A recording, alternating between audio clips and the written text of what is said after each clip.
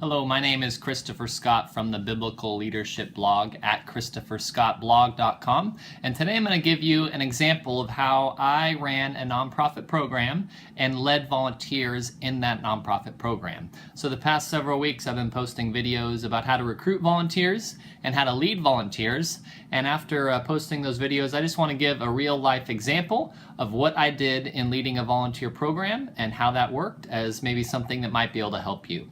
So let's go ahead and get started. The model that I'm going to be sharing is based on the program that I ran called A Day of Hope, where we delivered food to families in need for Thanksgiving. So in 2010, I published a book talking about what we did, how we did it, things like that.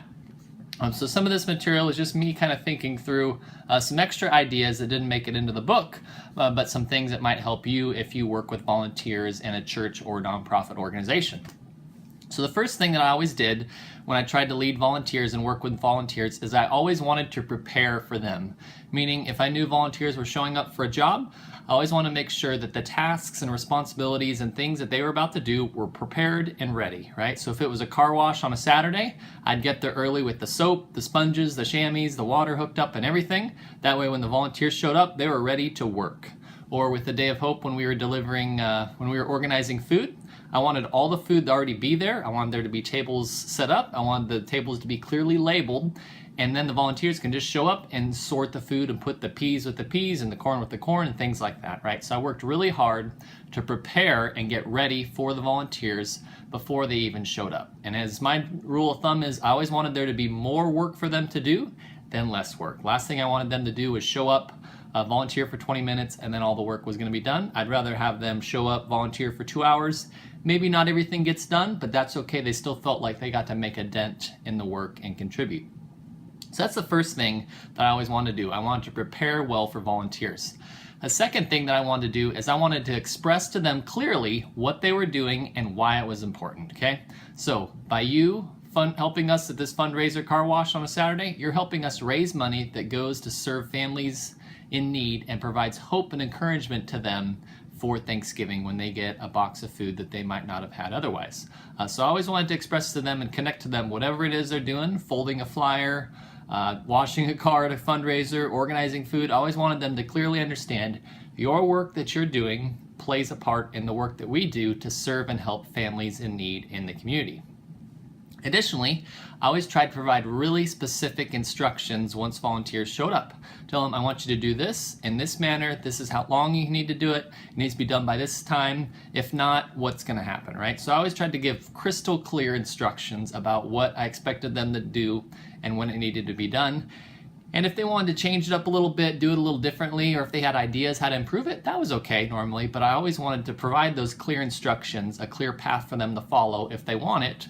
If they had other ideas they wanted to use, that's okay too, but I at least always wanted to start with giving them clear instructions up front. Additionally, when I led volunteers, if possible, this isn't always possible, but I tried to work with them at the beginning and provide them a sample, right? So it's easy to describe things to people and tell them what they're supposed to do, but when you actually sit down, do the work, and let them watch, it just seemed to make things go smoother and allowed volunteers to have more success in doing the work.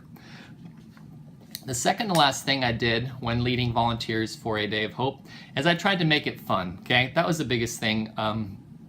Some people were coming to volunteer because they wanted to serve in the community. Some people were coming to volunteer because it was a high school requirement. You know, to graduate high school, they had to volunteer 20 hours during their senior year. Some people were coming because they had gotten in trouble and a judge in the court had said, you need to serve 150 hours of community service for this crime you did. So we had a big array of people. Not everybody really wanted to volunteer, but I worked really hard to make it fun. So if possible, I would play music at our events, especially if we were doing a car wash fundraiser. I'd put a big old boombox, turn on a radio station that I thought most people would like, and then play some music, or if they wanted to change it to what they want to listen to, that was fine too. If possible, I tried to pair people up in the groups they came with. So if a family came together, I tried to keep that family together volunteering. If 2 or 3 friends came together, keep those people together. If it was a work group, from a company coming to volunteer, keep them together because they're going to have fun with people that they know and interact with. And it's less awkward than if they have to go volunteer with 2 other volunteers they've never met before. They don't know, no one knows what to say. So I tried to create a fun environment with music, interaction, and food usually helps break the ice. It's always worth the investment to buy, a light breakfast for people, or coffee or donuts, or buy lunch. It doesn't have to be fancy. Even just pizza and sodas, people are okay with, or something fancier is always good too. But those are things I did to try to make the environment fun for them.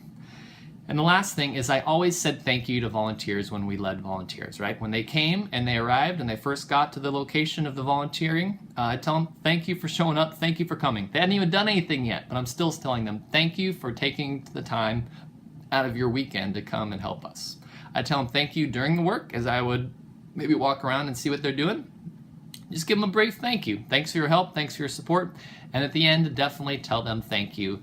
If possible, I'd try to send thank you letters, not just to donors, but also to volunteers. If we could obtain their address, that wasn't always possible, but that was usually the goal. So those are a few things that we did when leading A Day of Hope to try to lead volunteers effectively. We tried to tell them thank you when they arrived. We tried to make it a good and fun environment. Tried to work with them and show them an example, tried to provide specific instructions. I tried to express to them why the work was important, and I prepared for them before they even got there. So my name is Christopher Scott. I write every week at the Biblical Leadership blog at ChristopherScottBlog.com. So if you're interested to learn more about leading volunteers and working with them, there's lots of great free resources there.